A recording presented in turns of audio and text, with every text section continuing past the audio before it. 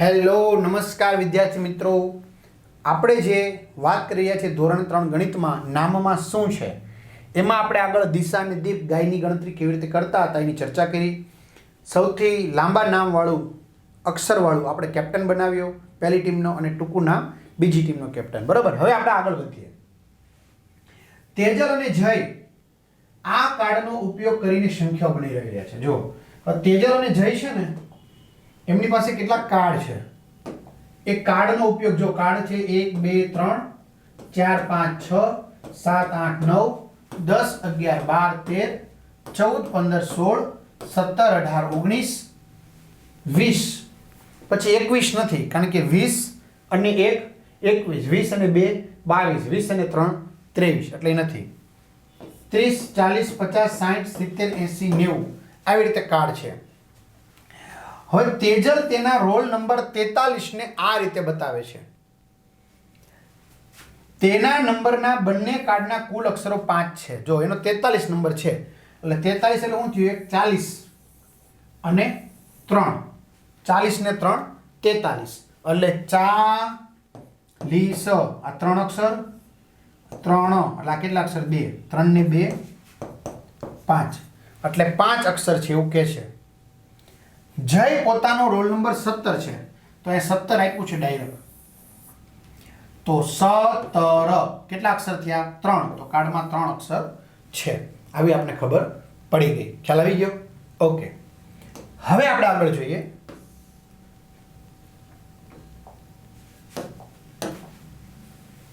ઉપર દર્શાવ્યા પ્રમાણે સંખ્યા કાર્ડનો ઉપયોગ કરીને તમારો રોલ નંબર લખવાનો છે.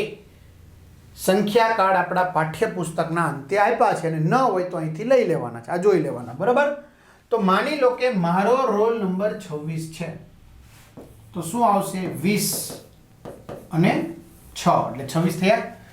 20 માં કેટલા અક્ષર છે, 2, અને 6 માં 1 અક્ષર, તો 2 ને 1 કેટલા થયા, 3. તો મારા નંબરના કાર્ડમાં કેટલા અક્ષર થશે, 3 અક્ષર થશે. 3 અક્ષર થશે. અથવા તો આ રીતે પણ લખી શકાય, 26, 1 અક્ષર, 2 અક્ષર અને 3.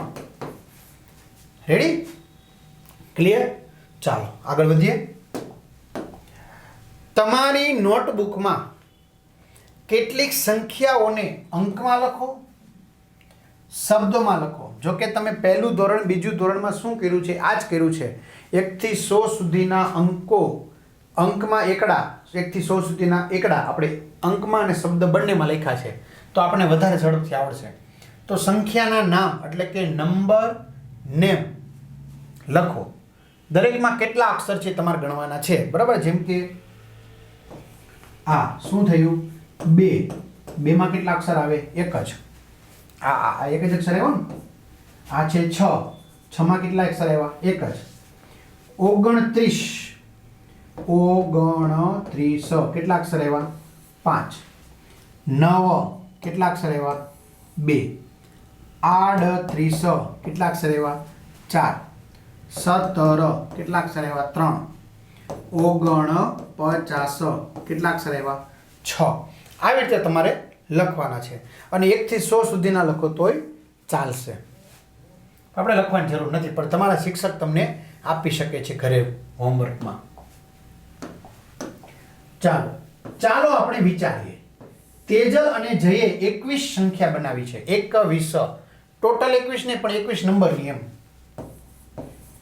જો આને બે રીતે કહેવાય, 20 વત્તા 1 એટલે કેટલા થાય, 21.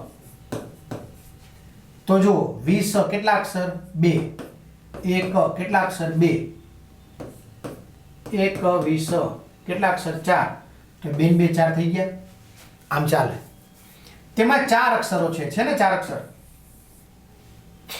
તો તમારે 1 થી 99 ની વચ્ચે અન્ય સંખ્યાઓ લખવાની છે કે જેમાં 4 અક્ષર હોય. એટલે મેં તમને કીધું ને, તમારા શિક્ષક તમને 1 થી 100 સુધી ના એકડા લખવા આપશે અંકમાં શબ્દમાં, તો શબ્દ પરથી તમારે કેટલા અક્ષર છે જોઈ લેવાના.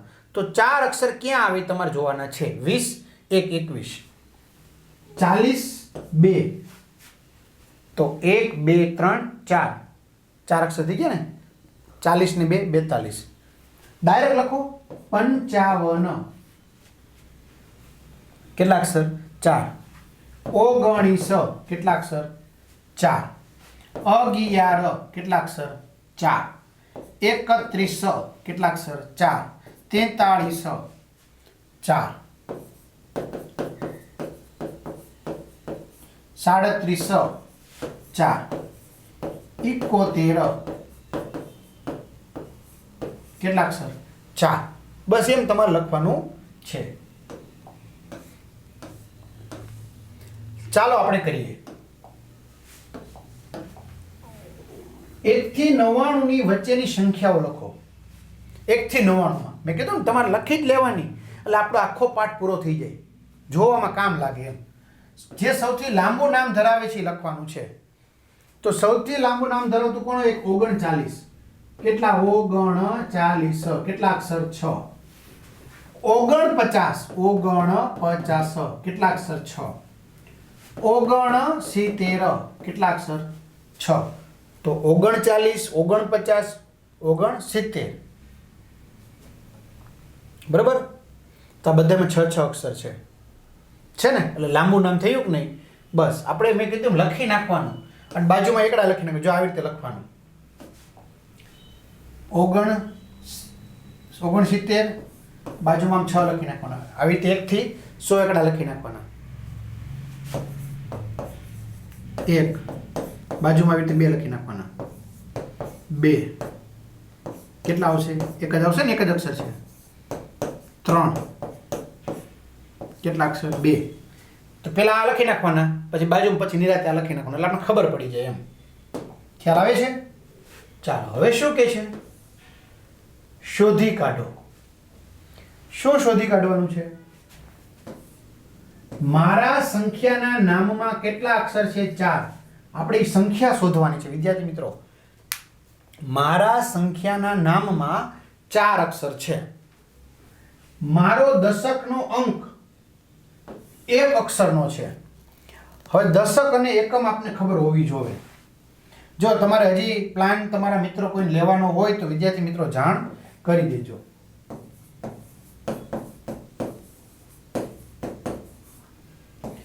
માની લો કે 14 છે તો 4 ને કહેવાય એકમ, આગળ હોય ને કહેવાય દશક.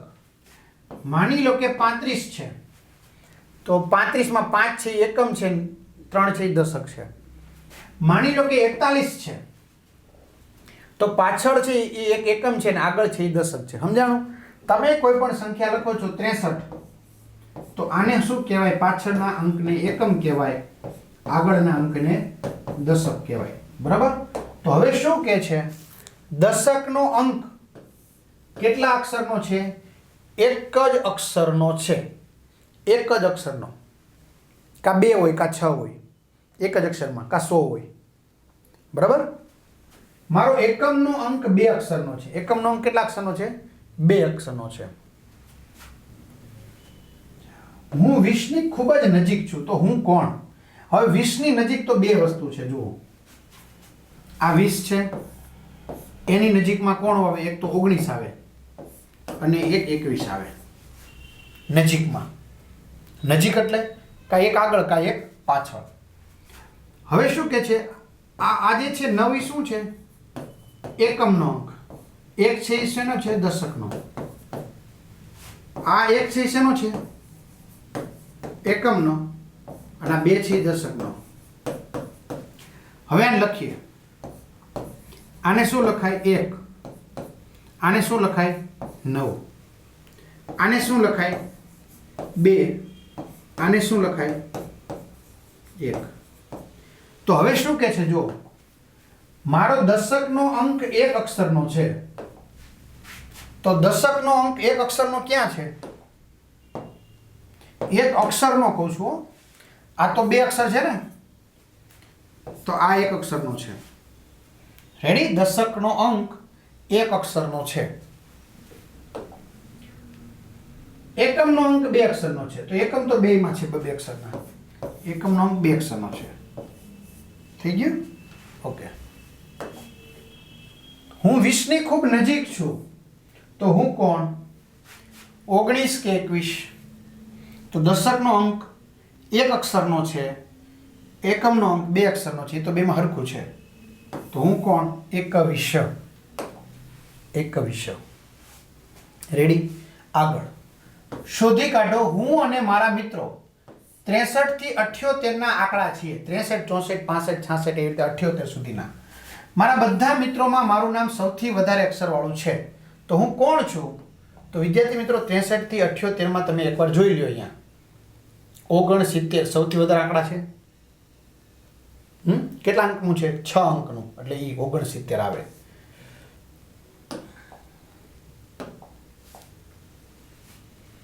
તમારી નોટબુકમાં પણ આવા જ કોયડાઓ બનાવો અને તમારા સહપાઠીને એટલે કે તમારા મિત્રો છે એને તમારે શું કરવાના છે? પૂછવાના છે. તો જો બનાવો પહેલો, મારી સંખ્યાના નામમાં 6 અક્ષર છે. કેટલા અક્ષર છે? 6. મારા દશક અને એકમના અંકોની અક્ષરોની સંખ્યા સરખી છે. મારો દશકનો અને એકમનો અંકમાં જેટલા અક્ષર આવી સરખા છે. હું 50 ની ખૂબ નજીક છું. હું કોણ? હવે આ 50 એની નજીકમાં કોણ આવે? 49 આવે ને 51 આવે. બરાબર? તો અહીંયા 51 લખો. 51 કેટલા અક્ષર થયા? 4. અને અહીંયા લખો 49.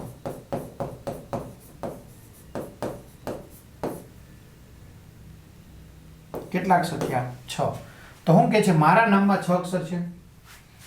મારું દશક અને એકમના અંકોના અક્ષરોની સંખ્યા છે સરખી. આને શું કહેવાય? 4. કેટલા અક્ષર? 2. આને શું કહેવાય? 9. કેટલા અક્ષર? 2. તો 2 માં 2 અક્ષર છે. હા, 50 ની નજીક છે. હા, તો મળી ગયું. એવી રીતે હું અને મારા મિત્રો 3 થી 13 ના આંકડા છીએ. 3 થી 13 ના. મારા બધા મિત્રોમાં મારું નામ સૌથી ઓછા અક્ષરવાળું છે. તો કોણ આવશે? 1, 2 આવશે. પણ અહીંયા 2 તો લેવાના નથી કારણ કે 3 થી શરૂ થાય છે. 3, 4, 5 અને 6. 6 માં કેટલા અક્ષર છે? એક જ અક્ષર છે. રેડી? આગળ વેંકટ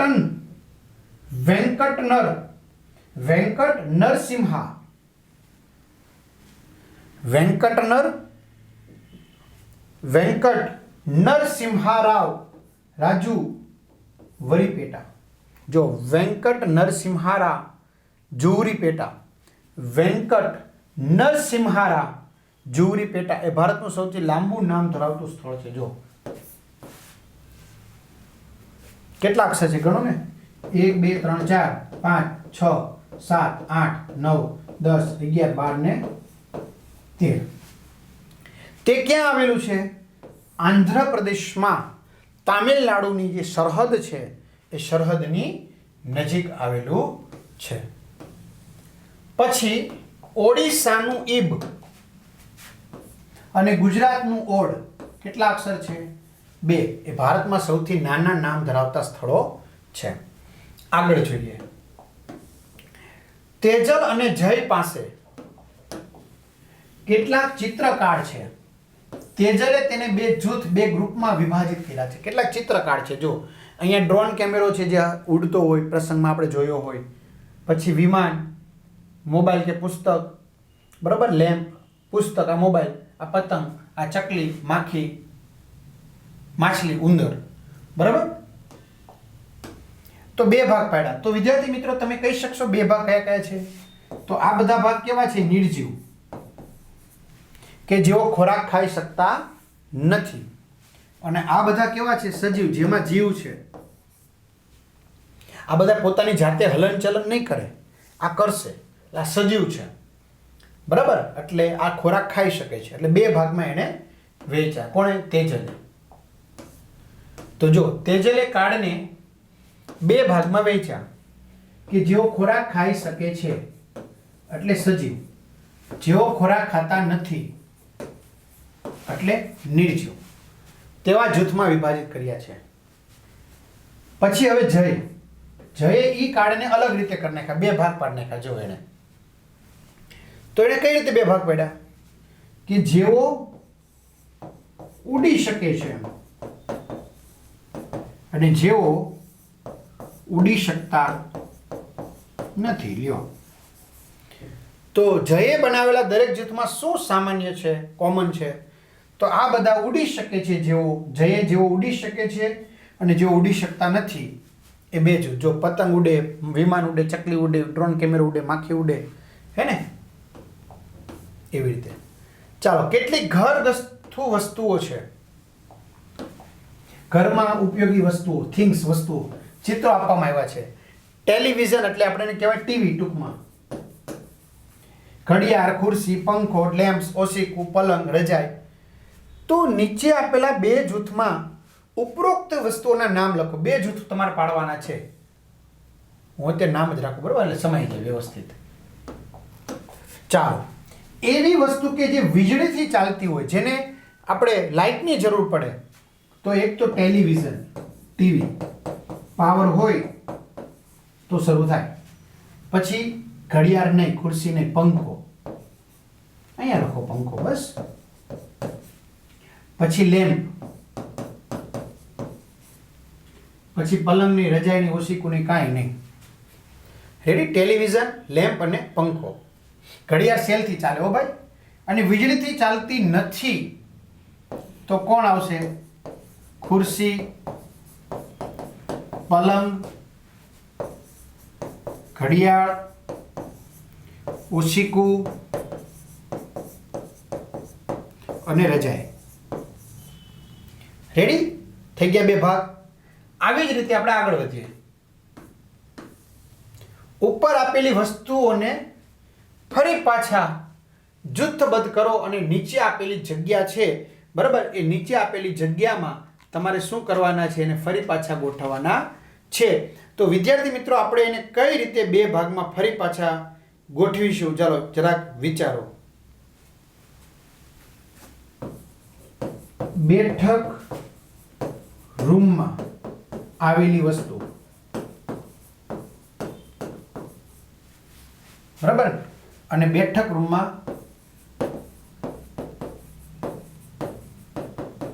ન આવેલી વસ્તુ. તો ટેલિવિઝન હતું ને પેલું, ટેલિવિઝન બેઠક રૂમમાં હોય, પંખો તો હોય જ ને, બરાબર. પછી ઘડિયાળ હોય, પછી શું ન હોય? પલંગ, ઓશીકું, પછી રજાઈ. હવે આપણે કેટલા થયા? એટલા નામ થઈ ગયા ને. હવે એકવાર જોઈ લઈએ કયા કયા બાકી રહી ગયા. ટેલિવિઝન આવી ગયું, ખુરશી આવી ગઈ, ખુરશી બાકી રહી ગઈ. ખુરશી અને આ લેમ્પ છે ને, એ ન્યા ન હોય ભાઈ બેઠક રૂમમાં. ખુરશી તો હોય, આ લેમ્પ બેઠક રૂમમાં ન હોય. આ લેમ્પ ન હોય, બીજો લેમ્પ હોય, બરાબર. આ નાઇટ લેમ્પ કહેવાય. તો જે નાઇટ લેમ્પ છે ને, એ બેઠક રૂમમાં નહીં હોય ભાઈ. હા, ખુરશી છે. ક્લિયર? તો આવી રીતે આપણે પાછા ભાગ પાડી શકીએ. ચાલો આપણે કરીએ વાળ ઓળવાની વિવિધ શૈલીઓ, એટલે કે હેરસ્ટાઇલ. માલા શાળાએ જઈ રહી છે, તેની માતાએ તેના વાળ ઓળ્યા છે. જો એની માતા એના વાળ ઓળે છે, માલા શાળાએ જઈ રહી છે, એની માતાએ એના વાળ ઓળ્યા છે. માલાને બે ચોટલીઓ એટલે કે પોનીટેલ છે. જો તો તમારા વર્ગખંડના બાળકોને બીજાને જુઓ. બધા બાળકો તેમના વાળને જુદી જુદી રીતે ઓળાવે છે ને, બધામાં એક સરખી રીત હોતી નથી. તો વાળ ઓળવાની વિવિધ શૈલીઓ, હેરસ્ટાઇલ. તો આવું તમારા ક્લાસમાં કોણ કરીને આવે છે? તો કેટલા બાળકો છે? તો કે 5. આવી રીતના છે તો કે એવા 8 છે. આવા તો કે 2 છે. આ રીતના તો કે 2 છે. આ રીતના તો કે 7 છે. આ રીતના તો કે 3 છે. એમ તમારા ક્લાસમાં તમારે ગણવાના છે. તો વિદ્યાર્થી મિત્રો, અહીંયા સરસ મજાનું આપણું આ પહેલું ચેપ્ટર પૂર્ણ થાય છે. તમને આ વિડીયો ગમતા હોય તો તમારા મિત્રો દોસ્તોને જાણ કરો કે ભાઈ પ્લાન તમે એ પણ લઈ લે, તો એમને પણ આવો લાભ સારો થઈ શકે. તો અહીંયા સુધી રાખીએ. અસ્તુ. જય હિન્દ, જય ભારત.